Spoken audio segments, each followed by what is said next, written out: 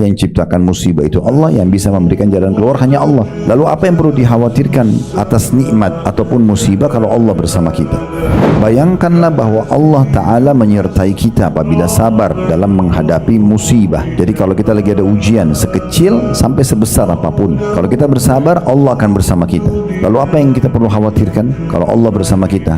Toh kalau sedang ada nikmat, ada makanan, ada minuman, ada pakaian, ada pekerjaan, ada segala macam, maka yang ciptakan kita Allah, yang ciptakan nikmat itu Allah, yang bisa pertahankan hanya Allah. Kalau kita sedang ada ujian, musibah, yang ciptakan kita Allah, yang ciptakan musibah itu Allah, yang bisa memberikan jalan keluar hanya Allah. Lalu apa yang perlu dikhawatirkan atas nikmat ataupun musibah kalau Allah bersama kita? Tapi syaratnya nikmat itu kita syukuri, musibah itu kita sabari. Dan pernah kita ingatkan ya, definisi sabar itu kita menerima takdir Allah dan ikhtiar mencari jalan keluar. Sabar bukan mengelus dada duduk manis, kemudian tidak ada ikhtiar, tidak ada upaya. Tapi kita berupaya, bisa kita lagi sakit, konsul ke dokter, minum obat, kita ada upaya. Dan kita tetap sambil menerima itu sebagai ujian dari Allah SWT. Maka itu namanya sabar. Kita akan mendapatkan solusi yang terbaik dari Allah SWT. Dan Allah akan bersama kita kalau kita bersabar. Kita disebutkan di jalan keluar atau poin nomor 25, kalau orang sedang tertimpa musibah. Bayangkanlah bahwa Allah Ta'ala menyertai kita apabila sabar dalam menghadapi musibah.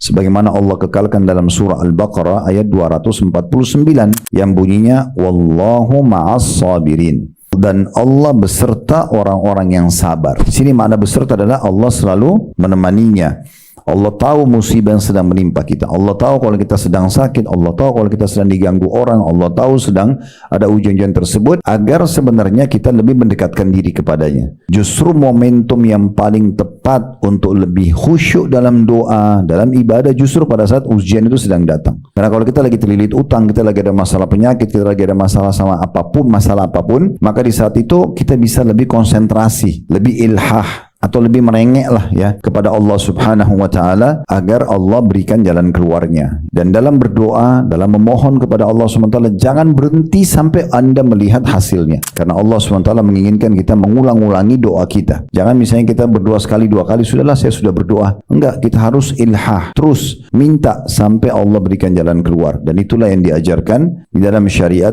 Allah Subhanahu wa Ta'ala.